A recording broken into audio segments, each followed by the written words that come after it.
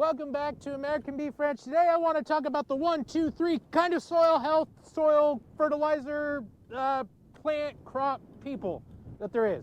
Because there's 3 of them.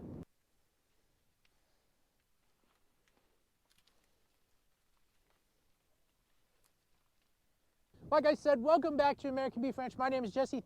I just want to take 1 second, say thank you for watching this video. I truly appreciate it. Now, in my mind, there are 1, 2, 3 kinds of soil techs, agronomists, people that think about soil. They usually think about it in one of 3 ways. I'm not here to say one's wrong. Well, I kind of am, but that's besides the point.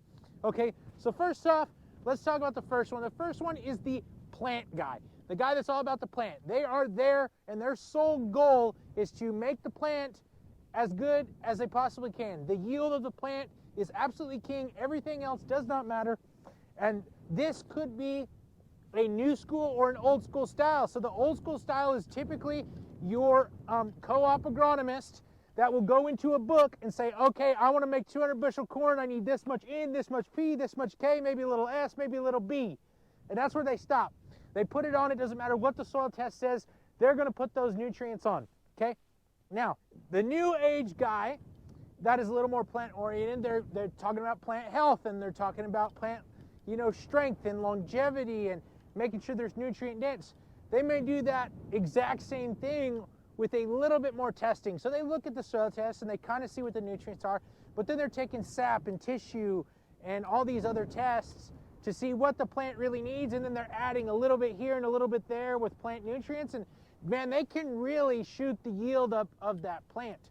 But overall, both these 2, old school and new school, are just looking at the plant. They don't really look at the soil. And so obviously the second kind of guy, which is not very many of them, is the dirt guy. I mean, flat out the freaking dirt guy. He cares about dirt. He looks at dirt. He thinks about dirt. He smells dirt. He eats dirt. That is what he is about. My goodness, it is chilly today. And I know we're talking about plants and we're talking about dirt, and that's weeds over there. It's January. Cut me some slack, okay? The dirt guy. He's going to pull your soil samples. He's going to take all these fancy tests, and his goal is to get the dirt to feed the plant, which is a great goal, which is an awesome goal. But there can come with some caveats. Now, if he is so focused on the dirt doing the feeding of the crop, sometimes he can forget to feed the plant, therefore causing yields to crash. Now, it is important that we still have good yields, because yield is what equals profit, right? You have to grow a crop to sell to keep farming. So the dirt guy can sometimes lose sight of what he's doing because he's so involved or so surrounded by the dirt. And that sometimes can cost you money, and you need to be careful. And a lot of farmers now, with the regenerative ag movement, it's great, it's wonderful, but they get so caught up in the dirt, they forget about the plant right now. And in 5 years, they know the plants are going to be better coming out of this dirt, but you still have to make money right now, next year, the year after that, the year after that. And we forget about that sometimes, but that's okay. That's why I always suggest you need to find the third type of guy.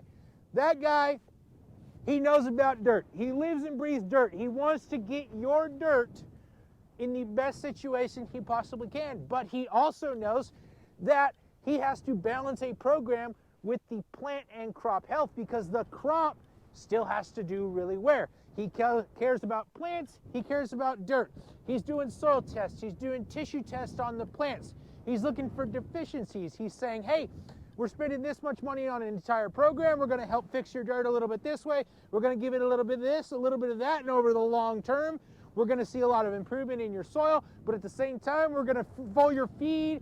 We're going to put liquid in furrow. We're going to do all these little things for your plants that in the short term are going to help you grow a great crop, but also going to help that plant put energy into ground and help fix that soil at the same time. So, quick recap. You got the soil guy, you got the plant guy, and you got the both. You got the yin and the yang, you got the salt and the pepper, the black and the white. Okay, that's the guy you want to go for. But there is a problem. With all of that said, there is still a major problem. The major problem being that all of them typically read a soil test the basic of the basics incorrectly.